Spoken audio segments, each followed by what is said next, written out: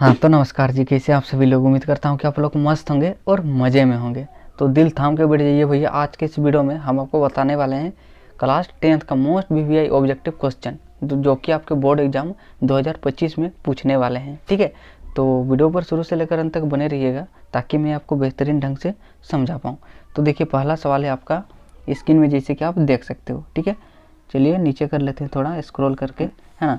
तो पहला सवाल है, यदि दो संख्याओं का एचसीएफ कितना दे रखा है भैया, 12 दे रखा है। ठीक है, फिर आगे लिखा हुआ है और एलसीएम कितना दे रखा है, 360 है, तो संख्याओं का गुणनफल क्या होगा। तो आप क्लास 10th में पढ़े होंगे कि दो संख्याओं का गुणनफल बराबर क्या होता है, दो संख्याओं का गुणनफल, दो संख्याओं का गुणनफल गुणनफल किसके बराबर होता है भैया, वो होता है HCF गुना LCM, है ना। क्या होता है, LCM के बराबर होता है। तो आपको कह रहा है दो संख्याओं का गुणनफल क्या होगा। तो चूंकि हमें HCF पहले से दिया है, कितना दे रखा है, 12 दे रखा है, और LCM दे रखा है आपका 360। तो हमें पता है HCF का मान क्या होगा, 12 होगा, और LCM का मान क्या होगा, 360 होगा। तो HCF की जगह हम कितना रखेंगे, 12 रखेंगे, गुना है तो गुना कर देंगे। LCM का मान क्या है, 360 है। ठीक है, तब क्या करना है, हमें 12 और 360 को गुना करना है। तो चलिए हम क्या करते हैं, गुना कर लेते हैं।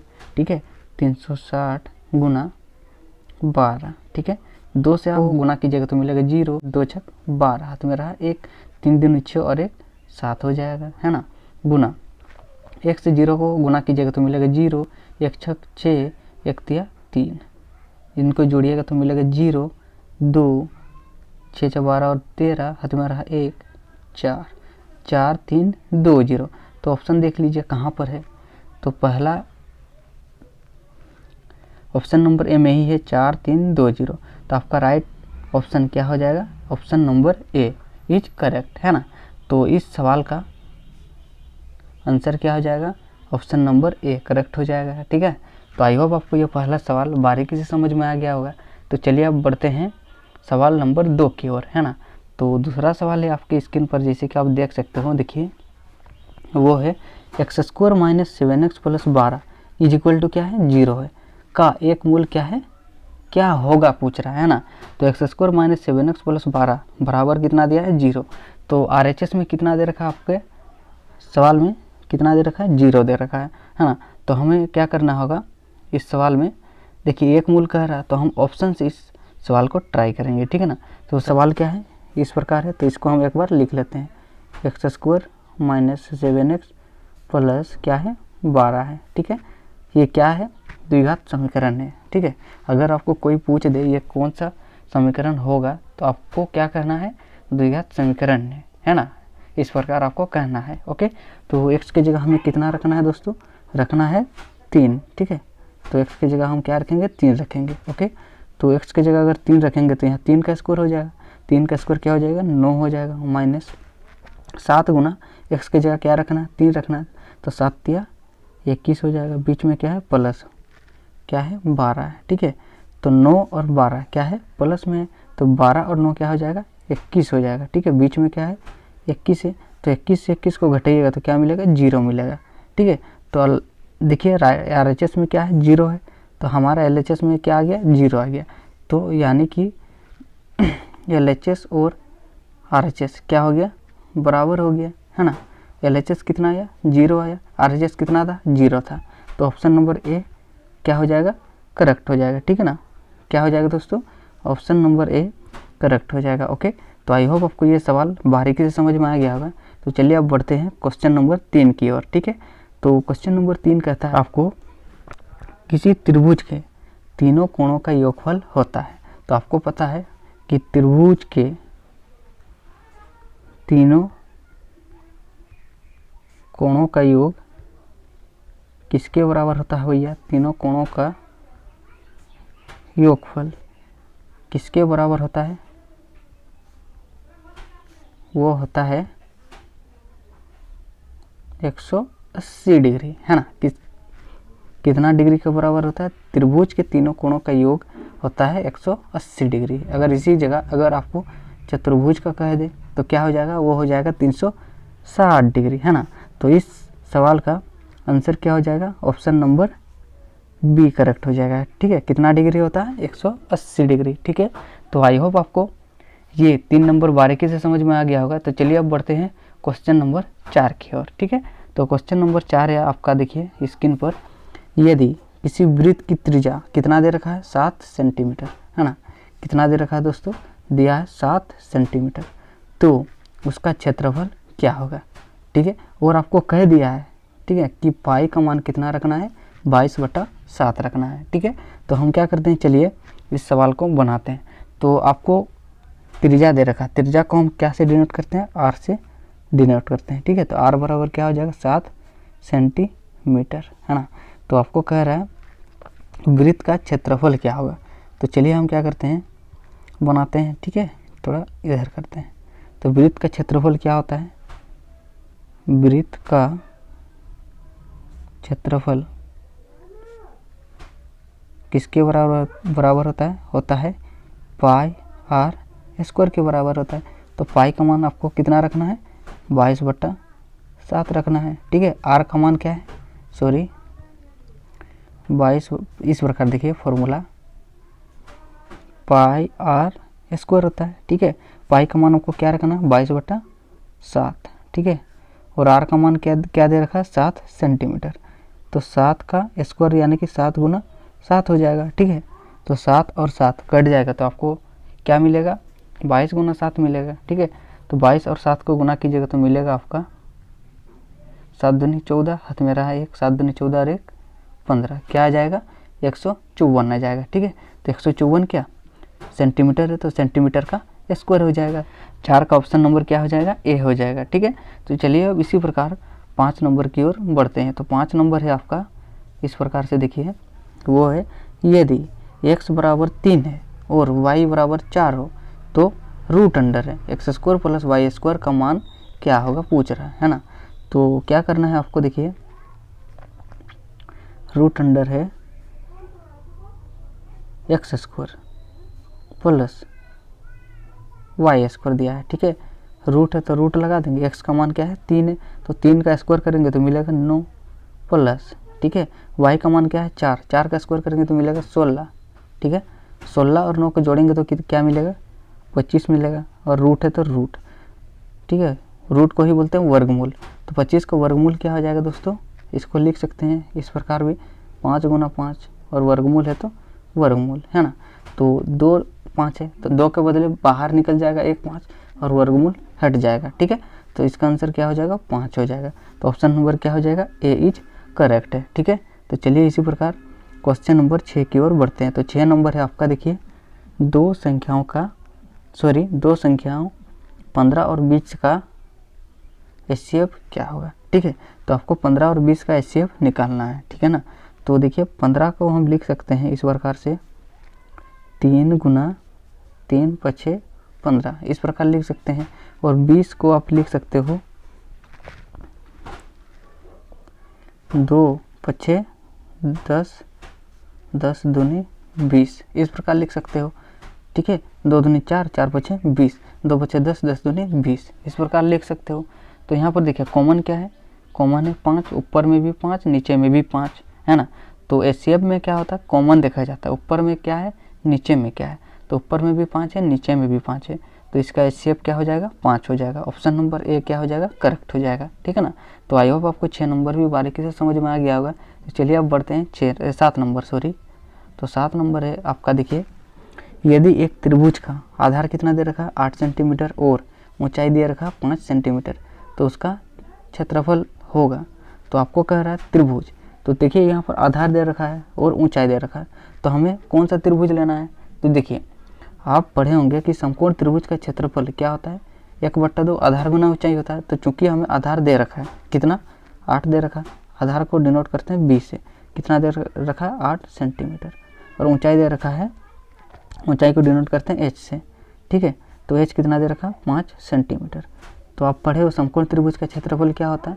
1/2 आधार गुना ऊंचाई, तो आधार क्या है? 8 है, और ऊंचाई क्या है 5 है, ठीक है। काटिए 2 चौके 8, तो 4 गुना 5 कीजिएगा तो मिलेगा कितना, क्या 20, ठीक है। और चूंकि देखिए यहाँ पर दोनों सेंटीमीटर में है तो ये सेंटीमीटर हो जाएगा और हम क्षेत्रफल निकाल रहे हैं इसीलिए हो जाएगा स्क्वायर, ठीक है। तो 7 नंबर का आंसर क्या हो जाएगा, ऑप्शन नंबर ए क्या हो जाएगा, राइट हो जाएगा, ठीक है। तो चलिए अब बढ़ते हैं 8 नंबर। 8 नंबर है समांतर चतुर्भुज का क्षेत्रफल क्या होता है। समांतर चतुर्भुज का क्षेत्रफल होता है भैया आधार गुना ऊंचाई। क्या होता है दोस्तों, याद रखिएगा, आधार गुना ऊंचाई। इसी प्रकार अगर आपको समलंब चतुर्भुज का क्षेत्रफल पूछ देता तो क्या हो जाता है, वो हो जाता 1/2 समांतर भुजाओं का योग गुना ऊंचाई होता है, ठीक है। आपको सभी फॉर्मूले को याद करना होगा, है ना। तो चलिए अब क्या करते हैं 9 नंबर की ओर बढ़ते हैं।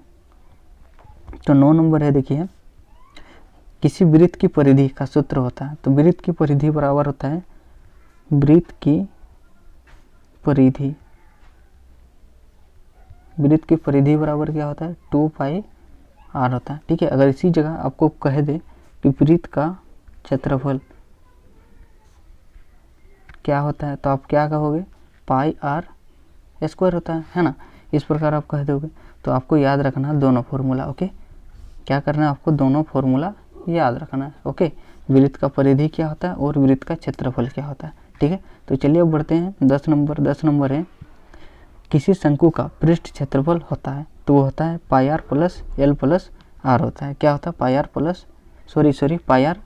l + r होता है, πr × l + r होता है, ओके। तो चलिए अब बढ़ते हैं 11 नंबर। 11 नंबर है किसी वृत्त में, है ना, केंद्र से किसी जीवा पर खींचे गए लंब का काम होता है। तो चलिए हम क्या करते हैं, एक वृत्त बना लेते हैं, जैसे जैसे कह रहा है वैसे हम आपको बता देते हैं। तो पूरा प्रॉपर नहीं बना, चलिए हम क्या करते हैं प्रॉपर बना लेते हैं, ठीक है। तो ये क्या है, एक वृत्त है। क्या है दोस्तों, एक वृत्त है, ठीक है।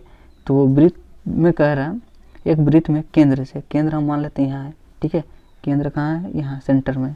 केंद्र से किसी जीवा पर हम मान लेते हैं कोई एक जीवा खींचते हैं यहाँ, तो ये जीवा हो गया, पर खींचा गया लंब, तो यहाँ से लेकर यहाँ तक खींचा गया, ये क्या हो जाएगा, लंब हो जाएगा।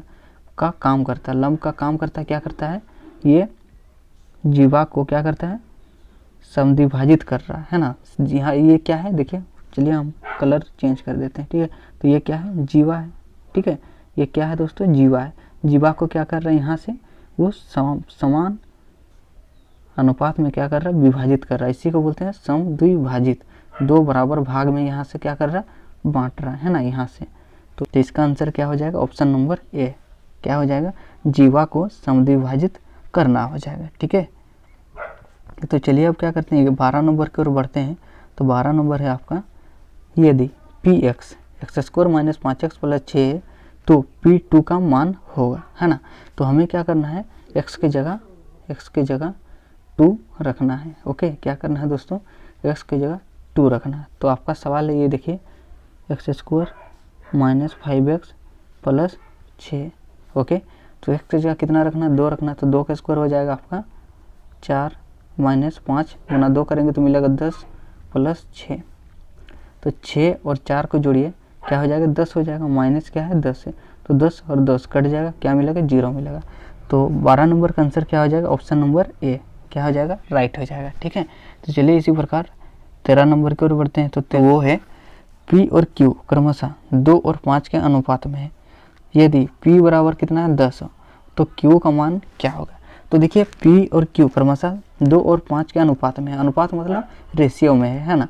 तो 2/5 इस प्रकार आपको कह रहा है P और Q। तो P बराबर 2, Q बराबर 5 इस प्रकार है, 2/5 के रूप में है। तो P का मान क्या हो जाता है, कुछ क्षण बाद 10 हो जाता है ना। इस प्रकार क्वेश्चन में कह रहा है। तो Q का मान क्या होगा, ये आपका क्वेश्चन मार्क, ठीक है। तो अब गौर से देखिए, P का मान पहले क्या था, 2 था, तो फिर क्या हो गया, P का मान 10 हो गया। तो हम क्या किए, 5 से गुणा किए, तब ना होगा, 2 × 6 कितना हो जाएगा, 10 हो जाएगा। तो Q का मान हमें पूछ रहा है, तो यहाँ भी 5 से गुणा कर दीजिए। तो 5 और 5 को गुणा करेंगे तो क्या मिलेगा दोस्तों, मिलेगा 25 मिलेगा। क्या मिलेगा, Q का मान क्या हो जाएगा दोस्तों, 25 हो जाएगा, ठीक है। तो आई होप आपको ये सवाल बारीकी से समझ में आ गया होगा। 13 नंबर का आंसर क्या हो जाएगा, ऑप्शन नंबर ए हो जाएगा, ठीक है। तो चलिए अब बढ़ते हैं 14 नंबर। 14 नंबर है आपके स्क्रीन में, एक त्रिभुज का 3 कोण क्रमशः 3:4:5 के अनुपात में है तो सबसे बड़ा कोण कितना होगा, वो आपको पूछ रहा है। तो आपको पता होगा कि जब भी आपको इस प्रकार का सवाल दिया होता है अनुपात में, तो आपको मान लेना होता है, ठीक है, कि पहला कोण कितना है, पहला कोण कितना है, 3x है, ठीक है। इसको इस प्रकार आपको लिखना होता है, माना कि, है ना, ऊपर में लिख दीजिएगा माना कि पहला कोण बराबर क्या, 3x, दूसरा कोण क्या हो जाएगा, दूसरा कोण हो जाएगा 4x, ठीक है, और तीसरा कोण क्या हो जाएगा दोस्तों, वो हो जाएगा आपका 5x, ठीक है। तो आपको पता है कि त्रिभुज के तीनों कोणों का योग क्या होता है, 180 डिग्री होता है। तो ये पहला कोण, दूसरा कोण और तीसरा कोण मिल गया, तो तीनों कोणों को अगर हम जोड़ेंगे तो उसका सम किसके बराबर होता है, हमने पहले सवाल नंबर शायद 2 में किए थे, कितना होता है, 180 डिग्री का होता है ना। तो हम क्या करेंगे, तीनों को प्लस कर देंगे, तीनों को प्लस कर देंगे, जो भी आएगा उसको क्या करेंगे, बराबर 180 कर देंगे, ठीक है। तो चलिए हम कर लेते हैं, है ना। तो जोड़ेंगे 3x plus 4x plus 5x किसके बराबर होता है, 180 डिग्री के बराबर होता है। तो 3, 4 और 5 x को जोड़ेंगे तो क्या मिलेगा, 4 3 7, 7 5 12x हो जाएगा, है ना, 180 इधर आ जाएगा, ठीक है। अब देखिए x बराबर क्या हो जाए, 180/12, तो 12 से काटिए, 12 कम 12, है ना, 12 कम क्या हो जाएगा 12, तो इधर बच गया कितना 6, 12 बचे 60, तो x का मान क्या आ गया, 15 आ गया, क्या आ गया दोस्तों, 15 आ गया, है ना। तो अगर आपको x का मान मिल गया तो आपको क्या करना है, आपको पूछ रहा है सबसे बड़ा कोण कौन सा होगा, है ना, क्या कर रहा है, सबसे बड़ा कोण कह रहा है। तो आपको क्या करना है, देखिए इस प्रकार से, तो आपने माना था पहला कोण कौन सा है, 3x है, ठीक है, दूसरा कोण क्या है, 4x है, तीसरा कोण क्या है, 5x है। तो x का मान हम निकाल ले कितना, 15, तो हम क्या करेंगे, x की जगह हम क्या रखेंगे, 15 रखेंगे, ठीक है। तो चलिए हम रखते हैं, पहला था 3x, तो 3 गुना x करेंगे, x का मान क्या आया, 15 आया, तो 15 तिया क्या हो जाएगा, 45 हो जाएगा, ये क्या है, पहला कोण है, ठीक है। दूसरा कोण क्या हो जाएगा, 4x हो जाएगा, तो 4 गुना क्या हो जाएगा, इस प्रकार से 4 गुना 15 क्या हो जाएगा, 15 चौक कितना होता है, 60 होता है, ठीक है। फिर इस प्रकार तीसरा कोण क्या हो जाएगा, 5x, 5 गुना 15 हो जाएगा, 15 पछे क्या होता है, 75 होता है। तो सबसे बड़ा कोण कह रहा है, सबसे बड़ा कोण क्या हो जाएगा, ये वाला हो जाएगा, 75 डिग्री हो जाएगा, ठीक है ना। तो आई होप आपको ये सवाल बारीकी से समझ में आ गया होगा। अगर आपको इसी प्रकार छोटा कोण कह देता तो वो कौन सा हो जाता है, वो हो जाता 45, ठीक है ना, क्या हो जाता है दोस्तों, हो जाता 45, ठीक है। तो चलिए अब लास्ट क्वेश्चन की ओर बढ़ते हैं। तो लास्ट सवाल है आपका स्क्रीन में, यदि किसी घन का आयतन 125 सेंटीमीटर क्यूब है तो उसका एक भुजा का माप होगा, है ना। तो देखिए आप पढ़े होंगे घन का आयतन क्या होता है, ए क्यूब, या फिर आप कह सकते हो भुजा क्यूब होता है। तो कितना दे रखा है, 125 सेंटीमीटर क्यूब दे रखा है। तो ए का मान आपको निकालना है, ठीक है, ए का मान निकालना है। तो ए बराबर क्या लिख सकते हो आप, ये सेंटीमीटर को अभी मत लिखिए, है ना, क्या करोगे, सेंटीमीटर को आपको नहीं लिखना अभी, ओके।